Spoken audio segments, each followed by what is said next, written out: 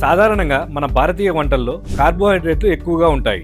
వీటిని ఎక్కువగా తింటే బరువు పెరగడం, మధుమేహం లాంటి ఆరోగ్య సమస్యలు రావచ్చు.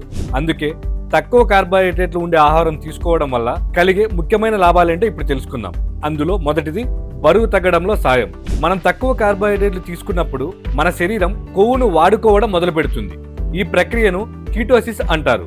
దీనివల్ల సులభంగా బరువు తగ్గుతారు. సెకండ్ వన్, రక్తంలో షుగర్ లెవెల్స్ అదుపులో ఉంటాయి. కార్బోహైడ్రేట్లు తక్కువగా తీసుకుంటే శరీరం శక్తి కోసం నిల్వ ఉన్న షుగర్ ను వాడుకుంటుంది.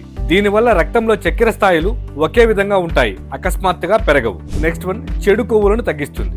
తక్కువ కార్బోహైడ్రేట్లు ఉండే ఆహారం తింటే శరీరంలో అదనపు షుగర్ ట్రైగ్లిజరైడ్స్ గా మారడం తగ్గుతుంది. ఈ ట్రైగ్లిజరైడ్స్ ఎక్కువగా ఉంటే గుండె జబ్బులు వచ్చే ప్రమాదం ఉంది. నెక్స్ట్ వన్, మంచి కొలెస్ట్రాల్ ను పెంచుతుంది. కార్బోహైడ్రేట్లు ఎక్కువగా తీసుకోవడం వల్ల మన గుండె ఆరోగ్యానికి చాలా ముఖ్యమైన మంచి కొలెస్ట్రాల్ స్థాయిలు పెరుగుతాయి. ముఖ్య గమనిక, తక్కువ కార్బోహైడ్రేట్ల డైట్ మొదలుపెట్టే ముందు నిపుణుల సలహా తీసుకోవడం అనేది చాలా ముఖ్యం.